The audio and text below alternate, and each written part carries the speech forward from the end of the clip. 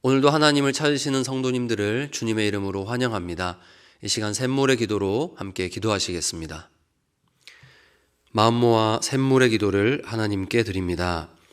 낮에는 여호와의 구름이 성막 위에 있고 밤에는 불이 그 구름 가운데 있음을 이스라엘의 온 족속이 그 모든 행진하는 길에서 그들의 눈으로 보았더라. 아멘. 오늘도 우리의 삶을 주님께 맡깁니다. 하나님의 동행하심과 인도하심을 눈으로 보고 경험하는 하루 되게 하옵소서. 교회와 예배를 위해 기도합니다. 구름이 회막에 덮이고 여호와의 영광이 성막에 충만하매. 아멘. 교회의 주인이신 하나님, 우리 샘물교회 가운데 충만히 임재하여 주옵소서. 온 성도가 한 마음으로 예배할 때 하나님의 임재하심과 하늘의 영광을 경험하게 하시고 하늘로부터 내려오는 신령한 복을 풍성히 누리게 하옵소서. 특별히 직분자 선거를 위해 기도합니다. 지금까지 샘물의 걸음을 인도하신 주님께서 앞으로도 귀하게 쓰실 일꾼을 아름답게 세워 주옵소서. 목장을 위해 기도합니다. 이에 베드로는 옥에 갇혔고 교회는 그를 위하여 간절히 하나님께 기도하더라. 아멘. 우리의 참 목자이신 하나님, 샘물의 목장을 지켜 주옵소서. 주 안에서 서로를 용납하며 사랑하게 하시고 서로를 위해 간절히 기도함으로 기도 응답의 기쁨을 맛보는 목장 되게 하옵소서. 앞서 섬기는 목자들에게 성령의 충만함을 허락하시어 먼저 기도의 능력을 경험하게 하옵소서. 다음 세대를 위해 기도합니다. 아기가 자라여 강하여지고 지혜가 충만하며 하나님의 은혜가 그의 위에 있더라. 아멘. 하나님 아버지, 샘물의 다음 세대를 주님께 맡겨드립니다. 건강하게 자라게 하시고 주님의 지혜를 갖게 하시며 하나님의 은혜가 머무는 삶 살게 하옵소서. 악한 것을 멀리하게 하시고 주님의 거룩하심을 닮아가게 하옵소서. 입시 가운데 있는 자녀들을 기억해 주시고 끝까지 최선을 다해 하나님께 영광 올려드리게 하옵소서. 나라와 민족을 위해 기도합니다. 내 이름으로 일컫는 내 백성이 그들의 악한 길에서 떠나 스스로 낮추고 기도하여 내 얼굴을 찾으면 내가 하늘에서 듣고 그들의 죄를 사하고 그들의 땅을 고칠지라. 아멘. 만군의 주 되신 하나님, 우리나라를 불쌍히 여겨주시고 고쳐주옵소서. 북녘 땅 가운데 다시 복음의 빛이 비치게 하시고 전쟁과 기근, 불황으로 고통받고 있는 열방 가운데 하나님의 정의와 긍휼하심이 나타나게 하옵소서. 오늘 하루도 주님 손에 우리의 삶을 맡겨드립니다. 주님의 길로 인도하여 주옵소서. 예수님의 이름으로 기도드립니다. 아멘. 함께 보실 하나님 말씀은 다니엘 1장 1절에서 9절 말씀입니다. 유다 왕 여호야김이 다스린 지 3년이 되는 해에 바벨론 왕 느부갓네살이 예루살렘에 이르러 성을 에워쌌더니 주께서 유다 왕 여호야김과 하나님의 전 그릇 얼마를 그의 손에 넘기심에 그가 그것을 가지고 신할 땅 자기 신들의 신전에 가져다가 그 신들의 보물 창고에 두었더라.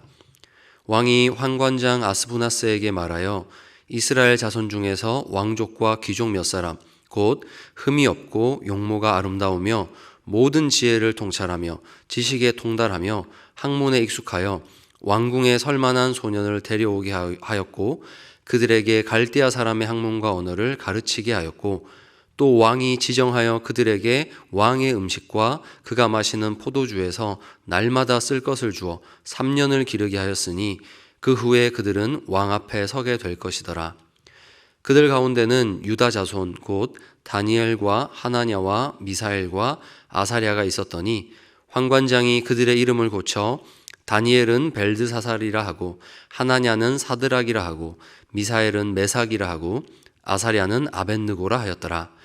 다니엘은 뜻을 정하여 왕의 음식과 그가 마시는 포도주로 자기를 더럽히지 아니하리라 하고 자기를 더럽히지 아니하도록 환관장에게 구하니 하나님이 다니엘로 하여금 환관장에게 은혜와 긍휼을 얻게 하신지라. 아멘.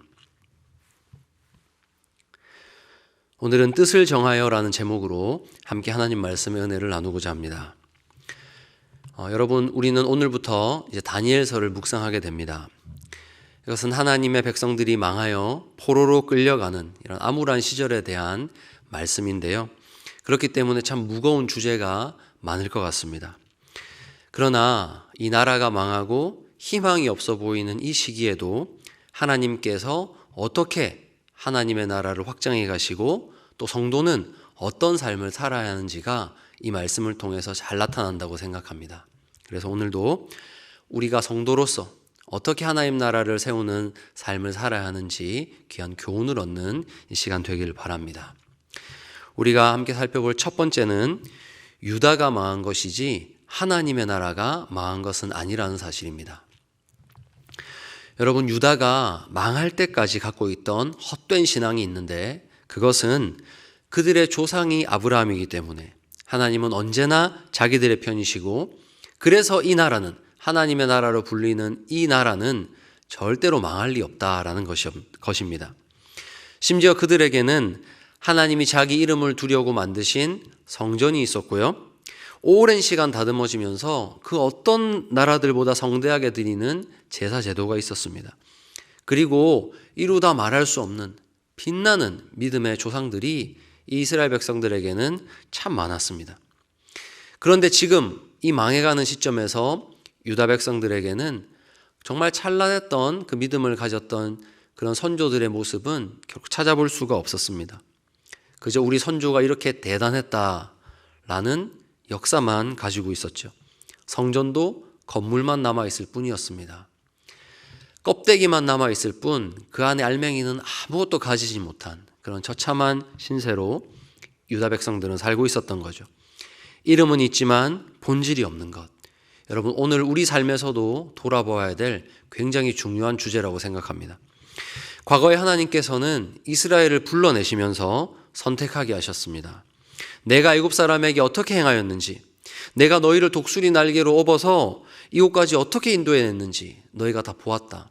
이제 너희가 보았으니 결정해라 하시면서 모세를 통해서 이런 말씀을 주셨습니다. 출애굽기 19장 5절에서 6절입니다. 세계가 다 내게 속하였나니 너희가 내 말을 잘 듣고 내 언약을 지키면 너희는 모든 민족 중에서 내 소유가 되겠고 너희가 내게 대하여 제사장 나라가 되며 거룩한 백성이 되리라. 너는 이 말을 이스라엘 자손에게 전할지니라. 아멘. 되겠고 되며 되리라. 여러분, 물론 구원은 영원토록 변함없는 우리의 신분을 보장합니다. 한 번 구원받은 사람은 하나님이 영원히 붙드시는 것이 확실합니다. 그러나 여기서 말하는 되겠고 되며 되리라, 이 말씀의 요점은 이겁니다. 하나님의 백성, 제사장으로서 역할하기 위해서는 이스라엘 백성들이 철저하게 언약 안에 머물러 있어야 한다. 하나님의 언약 안에 머물러 있는 자들만이 세상의 빛으로 사명을 감당할 수 있는 것이다, 이런 의미겠죠. 그러나 지금 유다의 모습은 설명하자면 휘황찬란한 제사장의 의복은 입고 있지만 제사장으로서 갖추어야 될 삶은 전혀 없는, 거룩함이라고는 찾아볼 수 없는 그런 모습이었다는 겁니다. 그렇기 때문에 스스로는 겉보기에는 절대 망하지 않을 많은 유산들을 가지고 있는 하나님의 나라였지만 하나님 보시기에는 그 땅이 그 유다 백성들을 토해내어야 할 만큼 악취가 나는 그 정도의 삶을 살고 있었다는 겁니다. 사랑하는 성도 여러분, 여기서 우리가 분명히 구분해야 될 것이 있습니다. 그것은 지금 망하는 나라는 유다이지 결코 하나님 나라가 망하는 것이 아니라는 말입니다. 여러분, 하나님의 나라는 결코 망하는 법이 없습니다. 교회도 마찬가지입니다. 우리는 교회가 편의점보다 많았던 시대를 불과 얼마 전에 경험했습니다. 한때 국민의 4분의 1이 종교란에 종교를 적으라고 하면 기독교라고 적을 만큼 그렇게 사람이 많았던 시대를 겪었습니다. 그런데 오늘날 통계 자료를 보면 굉장히 암울하죠. 마치 한국 교회가 망하는 것 같고 다음 세대가 이제는 없는 것 같습니다. 이제는 다 그 찬란했던 시기가 다 지나가 버렸다고 우리는 생각합니다. 그러나 여러분, 통계는 분명히 우리의 다음 세대가 처참하게 줄어들고 있다고 말하지만 이것이 하나님 나라가 망하고 있다는 것과는 다른 이야기입니다. 여러분, 거시적인 관점에서 본다면 한국 교회의 크기가 줄어드는 것과는 비교도 되지 않을 정도로 저 남미나 아프리카의 교회들은 부흥하고 있습니다. 수없이 많은 영혼들이 지금 하나님께 돌아오고 있습니다. 수많은 중국인들이 하나님께 돌아오고 있습니다. 주님의 나라는 여전히 견고하고 하나님은 일하고 계십니다. 그렇기 때문에 우리는 단지 지금의 상황, 지금의 통계 자료만 보고 너무 낙심할 필요도 없고 너무 기뻐할 필요도 없습니다. 그저 우리가 해야 되는 것은 오늘 하루 하나님의 거룩한 백성으로서 우리가 바로 서기를 노력하는 겁니다. 한 명의 성도가 바로 서는 그곳에 주님의 교회가 있기 때문입니다. 그것을 오늘 본문의 다니엘이 증명하고 있습니다. 그래서 오늘 우리가 본문에서 살펴보게 될 중요한 두 번째 주제는 결단하는 성도가 있는 곳에 교회가 있다는 것입니다. 여러분, 바벨론은 정복지의 백성들 중에서 왕족과 귀족의 자제들을 골라서 포로로 데려갑니다. 이 사람들을 친바벨론적인 인물로 잘 키워서 이제 다음 세대의 리더를 삼기 위해서죠. 갈대아 사람의 학문과 언어를 가르치고 이들을 포로가 아닌, 망한 나라의 사람들이 아닌 차기의 리더로 굉장히 극진하게 대접을 합니다. 결국 국익을 위한 것이죠. 바벨론 차원에서도 이 똑똑한 사람들, 유능한 사람을 적으로 돌려서 나중에 이 사람이 반란군을 이끌게 되는 것은 엄청난 손해 아니겠습니까? 오히려 잘 포섭하고 키워서 바벨론에 대한 좋은 이미지를 심어주고 바벨론을 위해 일하도록 키우는 것이 이득입니다. 그런데 이때 포로로 끌려간 사람들 중에서 다니엘과 세 친구, 이 사람들은 학문에 있어서는 다 받아들입니다. 갈대아인의 학문, 그 제국의 학문과 언어를 받아들이고 습득합니다. 그런데 음식에 있어서만큼은 달랐습니다. 다니엘은 그것을 지금 단호하게 거부하고 있습니다. 왜일까요, 여러분? 다른 것은 다 받아들이면서 왜 음식만은 거부하는 것일까요? 바로 이 부분, 다니엘에게 있어서는 지금 이 음식이라는 부분이 자기가 하나님의 백성으로 사는 데 있어서 자신의 정체성을 혼란스럽게 하고 마침내는 넘어지게 하는 그런 시험거리였다는 것이죠. 그것을 다니엘은 간파했던 겁니다. 우리가 흔히 오해하는 것은 바벨론 왕이 먹는 음식이니 거기에는 분명히 유대인이 먹지 못하는 음식이 섞여 나와서 그래서 다니엘은 거부했을 거야 생각하는데요. 여러분, 이 커다란 제국을 다스리는 왕과 그 정부가 그렇게 무식하지는 않을 겁니다. 여러분, 이들은 이스라엘 민족이 어떤 민족인지를 알았습니다. 이스라엘 민족이 어떤 민족입니까? 중동에 사는 한국인입니다. 저는 그만큼 비슷하다고 생각합니다. 마음속에 있는 뜨거운 것, 결코 짓밟혀서는 안 되는 그것이 짓밟히면 엄청나게 강해지고 과격해지는 것이 이스라엘 백성들입니다.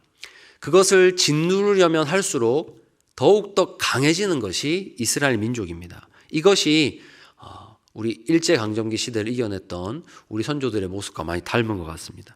여러분, 만약에 지금 다니엘이 포함된 이스라엘의 왕족과 귀족 자제들이 모여있는 그 자리에 만약에 율법이 금하는 음식이 나왔다면 그것은 다니엘뿐만 아니라 그 모든 귀족의 자제들이 절대로 먹지 않을 것이라고 거부했을 겁니다.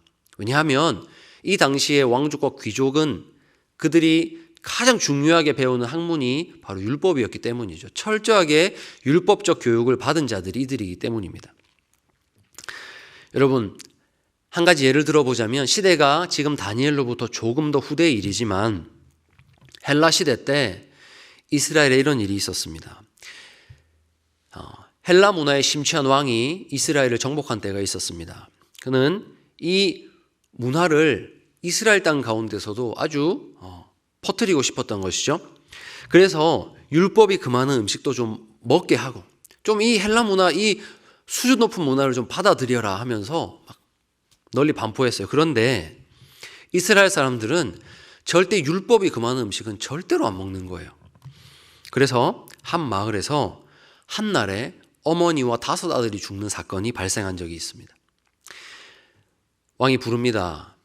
이 음식, 율법이 금하는 음식 먹어라. 내 눈앞에서 먹으면 부귀영화를 보장한다. 먹어라 하니까 첫째 아들이 절대 못 먹습니다. 우리 선조들이 하나님께 받은 율법에는 절대 안 된다고 했습니다. 하니까 본보기로 그 첫째의 혀를 자르고 잔인하게 죽입니다. 둘째에게 물어봅니다. 먹어라. 둘째도 똑같이 말합니다. 우리 선조들이 금한 거 절대로 먹을 수 없습니다. 혀가 잘리고 귀가 잘리고 뜨거운 물에 들어가게 됩니다. 그렇게 죽어요. 그렇게 첫째, 둘째, 셋째, 넷째, 그리고 아주 어린 아이인 다섯째까지 옵니다. 물어봅니다. 공포에 질리지 않겠습니까? 그런데 그 아이들이 이렇게 말하는 거예요. 당신은 우리의 육신의 생명은 죽일 수 있어도 우리의 영혼은 절대로 죽이지 못할 겁니다. 하면서 그렇게 또 다섯째가 죽어요. 그리고 그 어머니도 죽임을 당합니다. 여러분, 귀족 집안의 이야기가 아닙니다. 그저 이름 모를 한 마을의 그냥 평범한 가정의 이야기입니다. 여러분, 율법이 그 많은 음식을 들이밀 때 이렇게 거부하는 것이 이스라엘 민족입니다. 그러니 이 음식은 율법으로 엄격한 교육을 받고 자란 유다의 왕족, 귀족 자제들의 신앙을 건드리지 않는 그 정도의 배려는 갖춘 음식이었다고 이제 우리가 해석할 수 있는 것이죠. 그런데 누구는 달랐습니까? 다니엘은 달랐다는 거예요. 다니엘은 분명히 율법이 그 많은 음식이 아님에도 불구하고 이 음식을 먹었다가는 내가 과연 하나님의 백성으로 살 수 있을까? 이건 나를 더럽히는 일이야 라고 판단했던 겁니다. 여러분, 우리 삶을 살다 보면 바로 이런 모호한 지점을 수도 없이 만나게 됩니다. 분명 하나님의 말씀에 위배되는 것은 아니지만 내가 이 모임에 참석했다가는, 내가 이 사람들 따라갔다가는 내가 하나님 백성으로서의 거룩한 삶을 살 수 없겠구나. 이거 다 내던지는 것이겠구나. 그렇게 판단이 되는 아주 모호한 지점이 있습니다. 성공의 손길이 다가옵니다. 이 손만 잡으면 성공할 수 있어요. 잘 나갈 수 있어요. 하지만 이 손을 잡을 때 분명히 이 손길을 잡는 것이 내가 그동안 교회에서 배운 말씀을 정면으로 위배하는 것은 아니지만 그럼에도 불구하고 이 손을 잡았을 때는 내가 하나님 앞에서 과연 떳떳할 수 있을까라고 고민하게 만드는 그런 지점이 반드시 있다는 겁니다. 깊은 고민 없이 이 손을 덥석 잡았다가는 우리의 정체성이 송두리째 흔들리게 되는 그런 모호한 지점이 우리의 인생에는 분명히 있습니다. 여러분, 다니엘에게는 음식이 바로 그런 것이었던 겁니다. 거기 모인 귀족 자제들 모두가 그 모호함에 대해서 깊이 고민하지 않고 바벨론 제국이 제공하는 그 호의를 성공의 기회로 삼고 정말 성공의 기회구나 알고 감사하면서 덥석 받아버렸습니다. 하지만 다니엘은 뜻을 정하여 그 음식으로 자신을 더럽히지 않겠다 하나님 앞에서 결단했더니 하나님께서 이런 응답을 주셨다고 합니다. 9절 말씀입니다. 하나님이 다니엘로 하여금 황관장에게 은혜와 긍휼을 얻게 하신지라. 아멘. 여러분, 그 누구도 어떤 하나님의 말씀도 금하지 않는 그런 상황이 자신 앞에 주어졌지만 그 상황을 하나님의 말씀에 비추어서 깊이 해석하고 이것은 아니다. 이것은 내가 먹었을 때 저 제국의 개가 될 수 있겠구나. 판단하고 단호하게 거부한 그 다니엘의 결정을 하나님께서 기뻐하셨다는 증거입니다. 이제 말씀을 맺겠습니다. 여러분, 오늘 말씀이 여러분에게 혼란만 드린 것이 아닌지 모르겠습니다. 그래서 이제 그 모호한 지점이 뭐냐라고 이제 설교자에게 듣기를 원하실 수 있겠지만 여러분, 그것은 이제 저의 영역이 아닙니다. 여러분께서 판단하셔야 합니다. 오늘 우리가 읽은 말씀은 우리가 성도로 사는 데 있어서 굉장히 중요한 말씀이라고 생각합니다. 사실 말씀이 우리 삶에 명확하게 선을 그어주는 부분은 그리 많지 않습니다. 커다란 획을 하나 그어주는 것과 비슷합니다. 그럼 우리는 어떻게 합니까? 그 커다랗게 그어진 말씀의 선 안에서 그 아래에서 일어나는 삶의 다양하고 사소한 문제들, 성경이 말하지 않는 문제들을 우리는 시시각각 해결해야 됩니다.